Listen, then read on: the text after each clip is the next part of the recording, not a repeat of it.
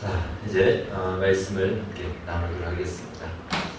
오늘부터 이제 창세기 25장을 들어오게 되는데, 아브라함의 그 세상, 아브라함의 족보가 이제 이삭의 족보로 옮겨가게 됩니다. 이제 초점이 스포트라이트가 이삭에게로 물러가는 것이죠. 이렇듯 인생의 역사와 세상의 역사 속에서 하나님의 스포트라이트는 그 때에 주어진 기회에 비치고 그리고 그 다음 세대로 넘어갑니다. 그러니까 스포트라이트가 비칠 때에 제대로 그 역할을 감당하는 것이 지혜인 것입니다. 이제 오늘 이 이삭의 이야기를 우리가 잠시 살펴볼 텐데요. 이삭은 40세에 결혼을 했는데 한 20년 동안 아기가 없었습니다. 하나님 앞에 기도하고 구하다가 이제 20년이 지난 60세 된 그 해에 아기를 낳게 됩니다. 리브가가 임신을 하게 됩니다. 근데 리브가가 임신을 했는데 이 태동이 너무 강렬하게 나오니까 하나님께 기도하게 되죠. 이러다가 이 아이가 죽는 것이 아닌가. 근데 하나님이 말씀하시기를 내 뱃속에 두 민족이 있다. 두 민족이 지금 싸우고 있다. 그러니까 다른 말로 쌍둥이가 지금 임신됐다라는 것입니다. 지금처럼 초음파가 없으니까 이게 쌍둥이인지 아닌지도 모르는 것이죠. 그러면서 하나님이 알려주시는 겁니다. 이렇게 말씀하시죠. 두 민족이 있는데 큰 자가 어린 자를 섬길 것이다. 다른 말로 형이 동생을 섬길 것이다. 이 말은 곧 동생이 장자가 될 것이다 라는 이러한 말씀을 계시적으로 주셨습니다. 리브가는 이 계시를 끝까지 기억을 합니다. 그런데 이제 이삭은 그런 이야기를 분명히 리브가를 통해서 들었을 것이고요. 그런데도 불구하고 이삭은 나중에 그것을 잊어버려서 아주 이상한 형태로 그의 가문을 끌고 가는 것들을 보게 됩니다. 자, 이제 때가 되어서 두 쌍둥이가 나오는데 먼저 나온 그 아들은 온 전신이 이렇게 붉은 피부색을 가지고 나왔다 해서 붉다라는 뜻의 에서라는 이름을 짓게 됩니다. 그리고 둘째는 그 형을 따라 나오면서 형의 발꿈치를 잡고 나왔다. 성경은 이렇게 이야기합니다. 그래서 발꿈치를 잡고 나왔다라는 뜻으로 야곱이라고 이름을 짓게 됩니다. 이 야곱의 이름은 훗날 약탈자 혹은 발을 걸어 넘어뜨리는 이 야비함이라는 이런 의미로도 사용되는 것을 보게 됩니다. 오늘 제가 읽은 말씀은 야곱과 이 에서의 특성을 짧게 이렇게 설명해 놓고 있습니다. 27절을 보니까 에서는 익숙한 사냥꾼이다 해서 그의 직업이 사냥꾼이었고 들 사람이었고 지금 시간만 나고 때만 되면 밖으로 다니는 사람, 산으로 가는 사람, 사냥하기를 좋아하는 뭔가 좀 호탕하고 호방한 사람으로 이렇게 소개하고 있습니다. 반면에 야곱은 조용한 사람으로 장막에 거했고 그의 어머니 리브가와 시간을 많이 보낸 것으로 우리가 알 수가 있습니다. 그러다 보니까 28절을 보니까 에서는 남자답게 여겨지는 이삭은 남자답게 여겨지는 에서를 좋아했고 그리고 에서가 사냥하여 가져온 고기를 먹는 것을 아주 즐거움으로 삼았다라고 하고 리브가는 반대로 이 야곱을 더 좋아하는 그러한 모습을 보여주고 있습니다. 어느 날 야곱이 죽을 끓이고 있었습니다. 야곱이 죽을 끓이는 그때에 에서가 사냥을 했는지 들에서 오면서 매우 배가 고파서 죽 한 그릇 좀 달라고 배가 고파서 우리 식으로 얘기한다면 배고파 죽겠다. 빨리 죽 한 그릇 좀 달라라고 하니까 야곱이 기회는 이때다 혹은 이렇게 이야기하죠. 내가 죽을 한 그릇 줄 테니까 장자의 명분을 나에게 팔라라고 얘기합니다. 그러니까 형이니까 장자죠. 그때 이 에서가 이렇게 이야기를 하죠. 당장 지금 배가 고픈데 지금까지 사실 한 번도 소용없고 쓸모없던 이 장자의 명분, 장자권이 무슨 소용이 있단 말인가? 그리고 이미 태어나기를 내가 장자로 태어났는데 이거 다시 죽었다 살아나는 것도 아니고 계속 내가 장자지. 이 장자가 판다고 해서 장자가 아니겠느냐? 이런 마음도 들었겠죠. 그래서 그는 이 장자꾼이 지금까지 아무런 유용하게 쓴 적도 없으니까 마음대로 하라. 가져가려면 다 가져가라. 당장 먼저 죽 한 그릇 달라라고 이렇게 이야기를 합니다. 야곱은 기회는 있다 하고는 얼른 이 주간 그릇을 주고는 이렇게 얘기하죠. 이제부터 장자권은 내 거야. 알았지 형? 맹세해. 그러니까 알았어 맹세할게. 이렇게 하고는 죽 한 그릇을 먹고 장자권을 팔아버립니다. 34절 말씀은 이 모습을 아주 핵심적으로 잘 설명하고 있는데요. 이제 배고팠냐고 이 에서에게 떡과 팥죽을 줍니다. 그러니까 이 에서가 헐레벌떡 또 그것을 먹겠죠. 배가 고프니까. 근데 성경은 묘사하기를 이렇게 묘사합니다. 먹으며 마시고 일어나 갔으니. 굉장히 생동감 있게 표현하는데 더 이상 말이 필요 없는 그 모습을 이야기하죠. 그냥 먹고 마시고 다 먹고 난 뒤에 일어나서 그냥 가버립니다. 여기서 어떤 느낌이 오죠? 매우 본능적이고 동물적인 감각. 이 에서의 모습이 지금 그러한 모습, 그러한 느낌을 우리가 갖게 됩니다. 그것을 성경은 이렇게 마지막 표현하죠. 에서가 장자의 명분을 가볍게 여김이었더라. 우리 에어컨을 좀 틀어주십시오. 자, 에서가 장자의 명분을 가볍게 여겼다라고 하는 것은요, 이 가볍다라는 말은 멸시한다라는 뜻으로도 사용이 됩니다. 번역이 됩니다. 그러니까 장자의 이 명분, 장자권을 멸시하였다. 무슨 말이죠? 저 쓸모도 없는 거다. 우습게 여겼다. 저 필요도 없는 거다. 아주 하찮게 여기고 있으나 마나한 것이다. 이렇게 여겼다라는 것입니다. 이러한 이 에서의 모습을 신약 성경에서는 뭐라고 표현하냐면 망령된 자라고 얘기합니다. 이 에서의 망령된 자, 에서가 망령되었다라고 히브리서 12장에서 말씀하고 있습니다. 여러분, 망령이라는 말은요, 이 성경에서 말하는 망령이라는 말은 하나님이 없는 이 godless라는 뜻이에요. 우리가 말하는 망령 들었다, 이 말은 조금 달라요. 우리가 소위 옛날에 치매를 망령 들었다 이렇게 얘기하지 않습니까? 그러니까 망령 들었다라는 말은 이치에 맞지 않는 행동과 말을 한다. 이게 제정신이 아니다. 이걸 우리가 망령 들었다 이렇게 얘기하는데, 성경에서 말하는 망령이라고 하는 것은요, 하나님이 없는 인생, 이것이 망령입니다.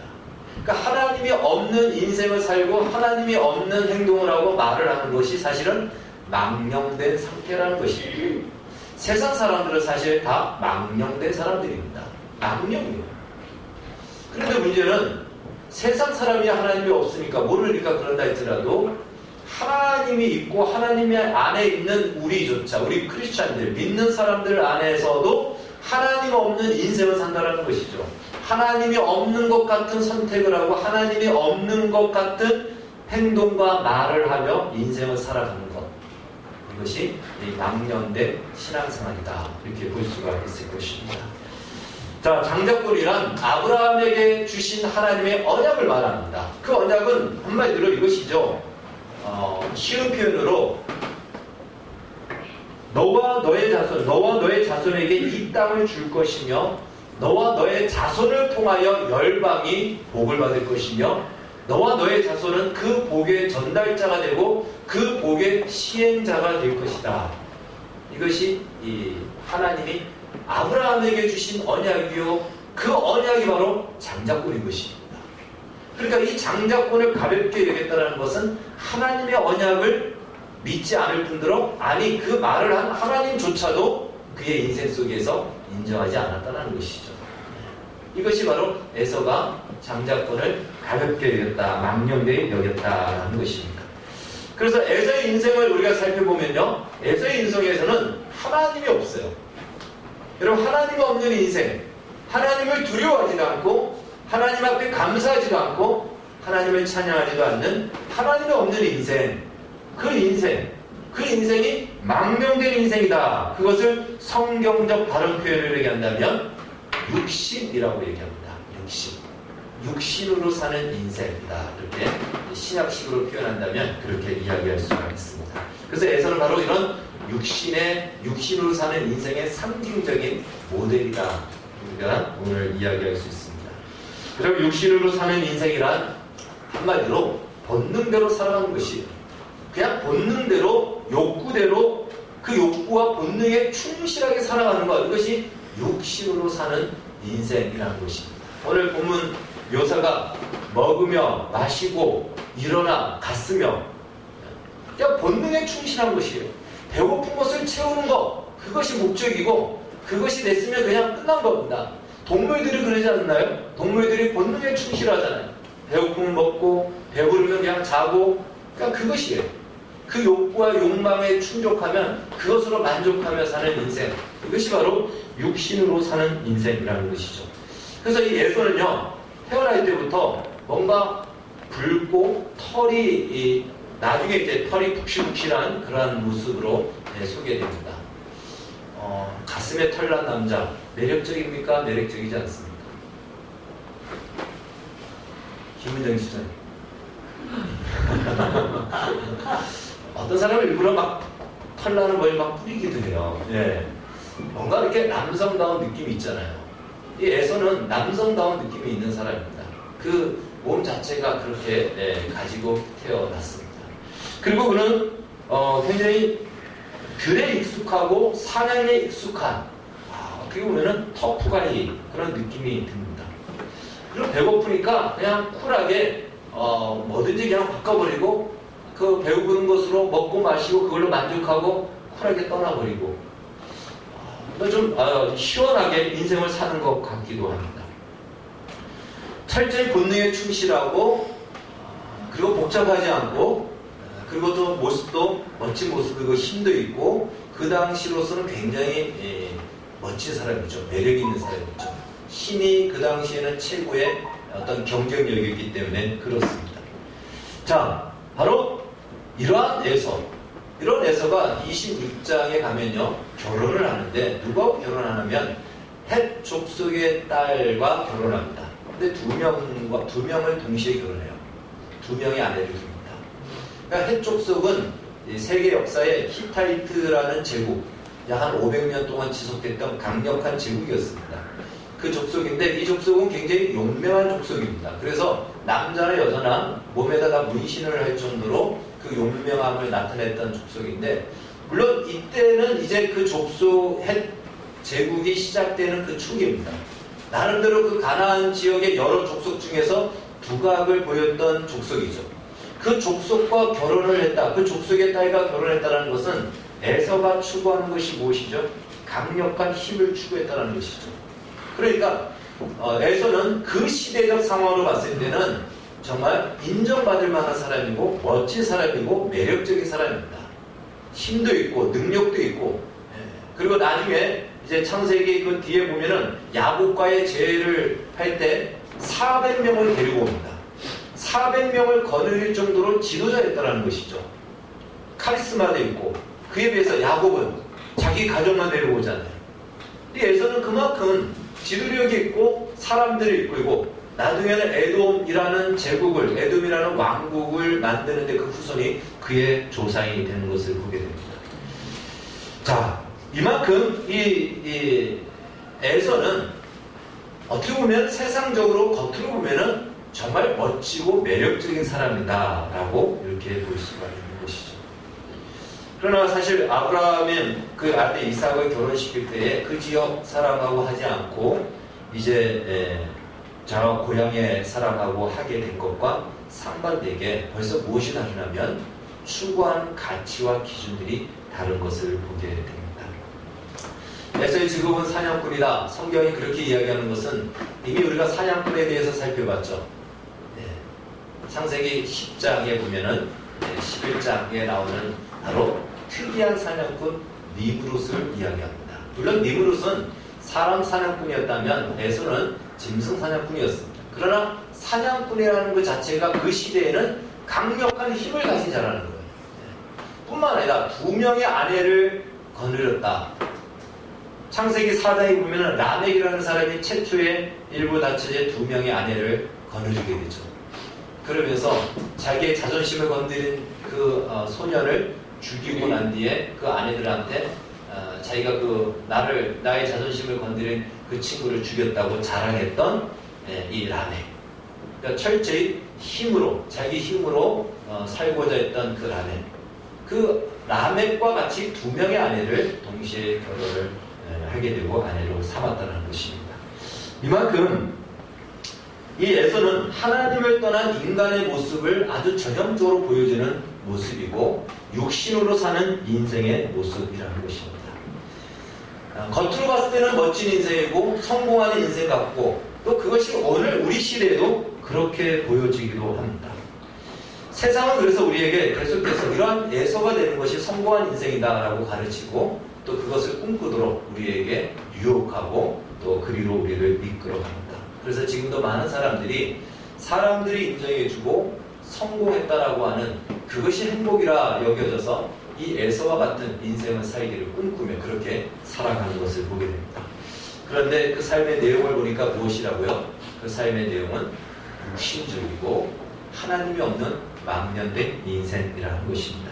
하나님을 우습게 여기고 하나님의 말씀을 그냥 먼지 티끌로 여기고 자기 힘을 의지하고 사는 사람이었다는 것입니다. 반면에 야곱은 에서와 다를까요? 야곱은 다를까요? 물론 성향은 다릅니다. 그러나 야곱도 똑같은 인물입니다. 에서는 겉으로 드러난 육신적인 인생을 살았다면 야곱은 드러나지 않게 에서와 같은 인생을 꿈꾸었습니다. 에서보다 더 에서가 성공한 인생을 꿈꾸었다면 그것보다 더 그것을 꿈꾸었던 사람이 야곱이죠. 그러니까 바로 이 에서의 가지고 있는 에서는 겉으로 드러나기 때문에 누구나 다 알 수 있는 것이지만 야곱은 드러나지 않지만 여전히 그 꿈을 가지고 그 꿈을 속에다 숨기면서 거기에다가 야곱의 특성인 야비함까지 덧붙인 사람, 더 나쁜 사람이죠. 더 육신적인 사람이고 더 망령된 사람이라고 볼 수가 있을 것입니다. 한마디로 이는 성공 위해서라면 영혼도 팔아먹을 사람입니다. 그래서 가족도 속이고 나중에는 하나님도 속이는 바로 그 인생, 그것이 야곱의 인생이었습니다. 야곱이라는 그 이름대로 야곱은 발꿈치를 잡았다는 것은요, 이건 다른 말로 잘 지나가는 사람을 보이지 않게 딱 발로 걸어가지고 넘어뜨리는 아주 음흉한 사람이다라는 것이에요. 다른 사람이 모르게 뒤통수 때리고 안 때린 척하는 사람, 이게 바로 야곱입니다. 야곱. 굉장히 육신적이고 자기의 이익을 위해서는 누구도 속여 먹는 사람이다라고 볼 수가 있는 것입니다. 야곱도 나중에는 두 명의 아내를 동시에 얻게 됩니다. 그러니까 야곱이나 에서나 사실은 별반 다르지 않습니다. 별반 다르지 않다라는 말을 우리가 돌진개찐이라고 그러죠. 똑같습니다. 어떻게 보면 야곱이 더 야비합니다. 에서는 겉으로 드러나서 숨김이 없어요. 다 알아요. 금방 압니다. 야곱은 계획과 계산을 갖고 대하는 것이죠. 그럼에도 불구하고 야곱이 장자권을 사모했기 때문에 장자의 축복을 받지 않았느냐? 여러분 그렇게 생각하십니까? 그렇지 않습니다. 에서보다 그걸 더 사모했기 때문에 받았을까요? 아닙니다. 아니면 우리가 모르는 무슨 착한 일을 해서 받았을까요? 그것도 아닙니다. 야곱이 장자권을 빼앗으려고 했던 이유가 무엇이죠? 야곱이 생각한 장자권은 한마디로 자신의 성공을 이루어줄 수 있는 그런 축복을 주는 하나의 그 수표다라고 여겼기 때문에 자신의 성공을 위해서 그 보증수표를 빼앗고자 장자권을 사모한 것이지 하나님의 언약을 이루기 위한 그런 의미에서 장자권을 사모한 것이 전혀 아니라는 것입니다. 그럼에도 불구하고 야곱이 장자가 되는, 장자권을 얻게 되는 이유는 무엇이죠? 이미 뱃속에 있을 때 하나님이 야곱을 선택하셨습니다. 이미 야곱을 하나님은 장자권, 장자로 야곱을 이미 계획하셨고 예정하셨습니다. 이것을 성경은 이렇게 이야기합니다. 에베소서에서는 이것을 창세전에 그리스도 안에서 그 기쁘신 뜻대로 우리를 예정하사, 왜 야곱이 선택되었는지는 모릅니다. 왜 되었는지 몰라요. 야곱이 무슨 착해서? 아닙니다. 야곱이나 에서는 똑같습니다. 그런데 하나님이 그 기쁘신 뜻 안에서 야곱을 선택하신 거예요. 은혜라고 얘기하죠. 여러분과 저도 마찬가지입니다. 하나님이 하나님의 뜻 안에서, 그 기쁘신 뜻 안에서 우리를 선택해 주신 것입니다. 우리 그것을 은혜라고 얘기하죠. 그래서 장자가 되는 것이지 야곱이 수를 써서 장자가 된 것이 아니라는 것입니다. 이것을 성경은 이렇게 얘기하죠. 로마서 9장에서 내가 야곱은 사랑하였고 에서는 미워했다. 이렇게 표현을 합니다. 그것이 다른 말로 하나님의 야곱은 선택하였고 에서는 선택하지 않았다. 그걸 신학적인 용어로는 유기했다라고 얘기합니다. 유기했다. 자, 그러면 어떻게 야곱이 선택을 받았을까? 금방 말씀드린 대로 그 이유는 우리는 모릅니다. 그러나 하나님이 야곱을 사랑하셨습니다. 그러면 야곱의 육신적인 모습을 사랑했을까요? 여기서 사랑했다는 말을 그렇게 이해하면 안 됩니다. 야곱도 육신적이고 망령된 인생입니다. 그런데 하나님이 야곱을 선택하여 이제 하나님의 형상으로 새롭게 변화시켜 갈 것입니다. 새로운 인생으로 빚어갈 것입니다. 그래서 하나님이 원하는 그 완성된 자리에 이르도록 하나님은 야곱을 놓지 않을 것입니다. 이것이 야곱을 사랑했다라는 표현입니다. 그러니까 야곱을 사랑했다라는 것은 오늘날 우리가 누구를 사랑해서 그 사랑의 매력이 있기 때문에 사랑하는 것이죠. 그래서 그 매력 때문에 사랑하고 나의 마음을 주는 것이 아니고 오히려 야곱을 하나님께서 완성될 때까지 그를 놓지 않고 완성으로 빚어가겠다. 거기까지 이르겠다. 시간이 얼마나 걸릴지 모르지만 마침내 야곱이 육신의 인생에서 영의 인생으로 하나님의 형상으로 그 자리에 이를 때까지 하나님은 야곱 안에서 야곱의 육적인 요소들, 육신으로 사는 모습들, 망령된 모습들을 제거하여 하나하나 제거해서 온전한 하나님의 형상으로 만들어질 때까지 그를 붙들겠다. 이것이 야곱을 사랑했다라는 뜻입니다. 그리고 이것이 야곱을 통해서 우리가 볼 수 있는 구원이라는 것입니다. 오늘 제목이 야곱과 에서를 통해 본 구원이다라는 그 구원의 내용들을 우리가 볼 수 있습니다. 여러분, 모세 이름의 뜻이 물에서 건지다라는 뜻이에요. 그래서 물에서 건졌다라는 건졌기 때문에 그 이름을 모세라고 이름을 지었습니다. 자, 이 물에서 건짐을 받았다. 그건 다른 말로 우리의 구원을 설명하는 가장 좋은 설명이죠. 우리가 구원을 받은 것입니다. 근데 구원은 물에서 건짐을 받은 것으로 끝이 아니라는 것이에요. 모세는 마침내 무엇이 되죠? 건짐받아서 왕자가 되었죠. 애굽의 왕자가 되었습니다. 마찬가지로 우리가 구원받았다는 것은 건짐받은 것으로 끝이 아니고 하나님의 사랑으로 완성되어지는 자리까지, 그것이 바로 건짐받았다, 구원의 의미에 다 포함되는 것입니다. 그러니까 구원은 한 번 이루어진 것이 아니고 시작하여 완성될 때까지 구원은 계속 이루어지는 것입니다. 지금도 하나님은 우리를 구원하고 계십니다. 하나님은 구원의 완성을 위해서 지금도 일하시고 있다는 이 사실을 우리가 기억해야 됩니다. 반대로 에서는 미워했다라는 이 표현은요, 증오했다 이 뜻이 아니고 이렇게 보면 됩니다. 사랑의 반대말이 무엇입니까? 사랑의 반대말. 사랑의 반대말은 우리가 잘 알고 있듯이 무관심이죠. 내버려두는 겁니다. 에서는 미워했다라는 것은요, 에서는 내버려둔다라는 겁니다. 어떻게 내버려뒀죠? 자기 마음대로 살도록 내버려둔 겁니다. 본능대로 살도록 내버려둔 겁니다. 욕심대로 살도록 내버려둔 겁니다. 그냥 그렇게 살도록, 욕심적으로 살도록 내버려둔 거예요. 그렇게 살다가 에서는 죽게 되죠. 그렇게 하나님이 내버려둔 것이 얼마나 무서운가. 이 내버려둔 것이 하나님이 심판하는 거예요. 로마서 1장에서 이 내버려뒀다라는 것으로 하나님의 심판이 이루어지고 있다라고 말씀하는데, 내버려둬 보니까 사람이 어떻게 된다. 로마서 1장에 보니까 이렇게 얘기해요. 자기 욕심대로 사는데, 그 욕망대로 사는데, 그 음욕대로 사는데, 그것이 나중에 어디까지 갔다? 동성애를 하고 짐승과 관계를 맺는 수반의 자리까지 가게 됩니다. 사람의 가치에서 스스로 완전히 짐승으로 떨어지는 거예요. 그런데 그걸 하나님이 내버려둡니다. 그것이 무엇이다? 미워했다, 심판했다는 뜻입니다. 그러니까 자기 욕심대로, 자기의 생각대로, 자기의 욕망대로 사는 것이 우리는 성공하는 것 같고 잘 사는 것 같고 행복한 것 같은데, 그것은 하나님으로 입장에서 볼 때는 심판이에요.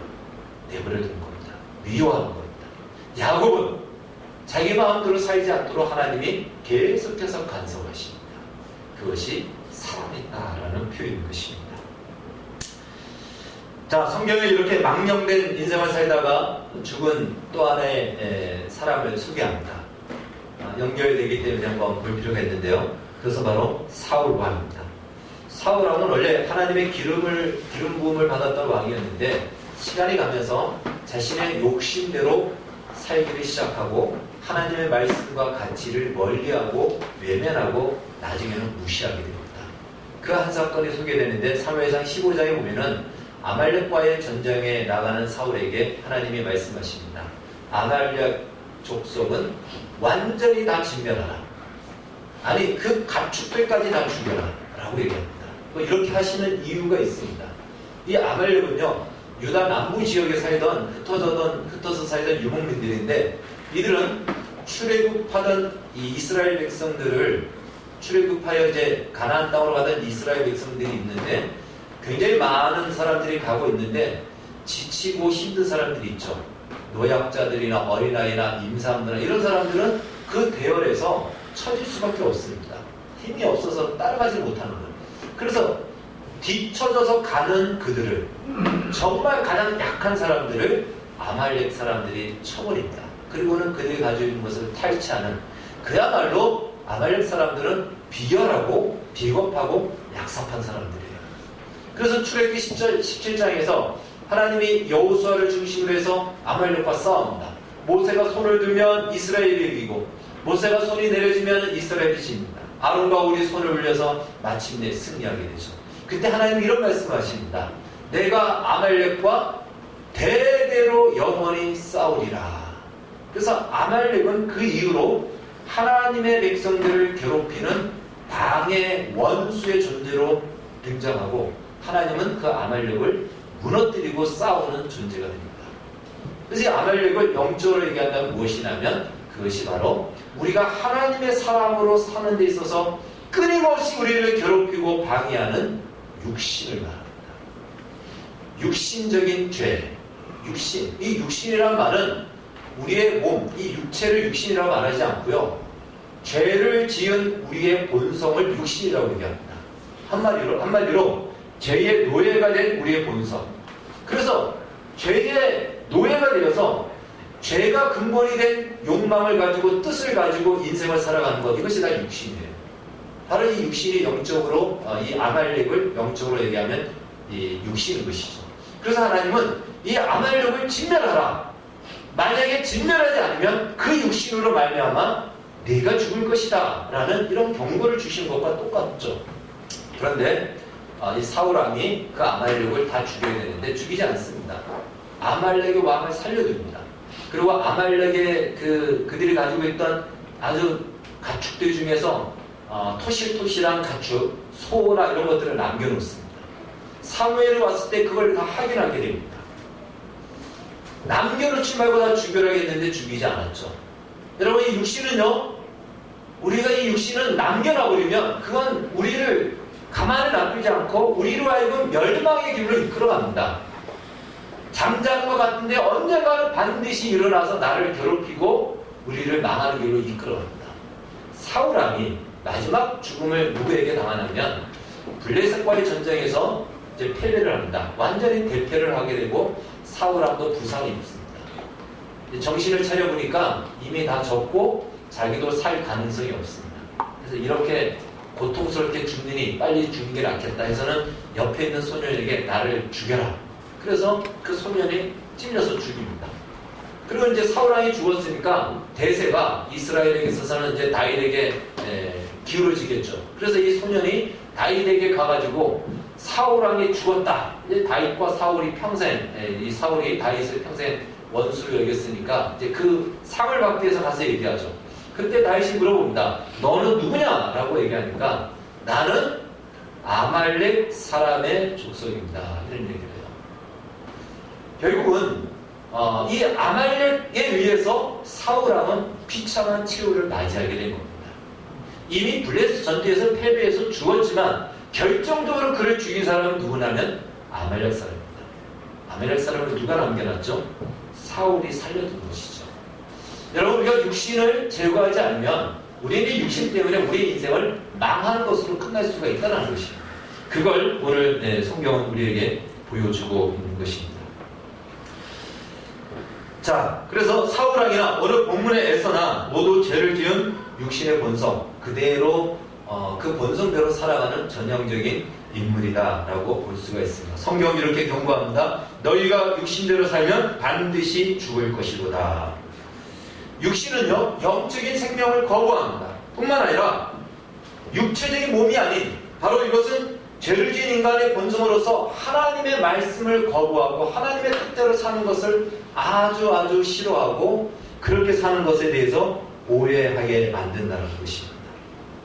우리도 모두 성경이 이렇게 얘기합니다. 전에는 우리도 다 그 가운데서 우리 육체의 욕심을 따라 지내며 육체와 마음이 원하는 것을 하여 다른 이들과 같이 본질상 진노의 자녀이었더라.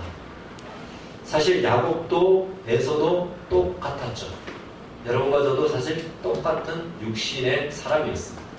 그런데 하나님께서 은혜로 우리를 선택하셨고 영원한 생명을 주셨습니다. 야곱이 그래서 장자권을 받게 된 것입니다. 오늘 우리 이 본문에서 이유로 보면은 에서는 끝까지 육신의 모습으로 살다가 죽습니다. 그러나 야곱은요, 변화가 되어지죠. 우리는 이제 창세기 28장부터 야곱의 인생을 들여다보게 될 것입니다. 하나님이 어떻게 그의 인생에 간섭하셔서 야곱으로 하여금 하나님의 사람으로 믿음의 족장으로 세워가는지를 보게 될 것입니다. 그래서 구원이 무엇인지 그 구원을 이루어 가시는 하나님의 손길, 그리고 하나님은 지금도 그 구원을 우리를 통해서 우리에게 행하시고 이루시고 있다는 사실입니다.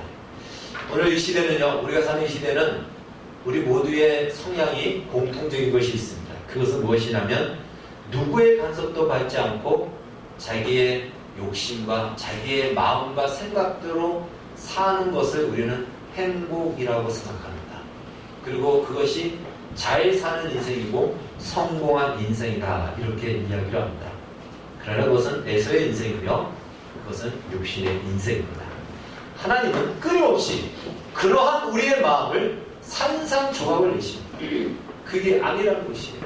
그렇게 살아서는 성공할 수 없고 그것은 망하는 길이라는 것을 하나님은 우리의 현실과 삶의 환경을 통해서 계속해서 우리에게 가르치시고 말씀하십니다. 그것은 지금도 하나님은 구원하시고 우리의 구원을 위해서 일하시고 있다는 사실입니다.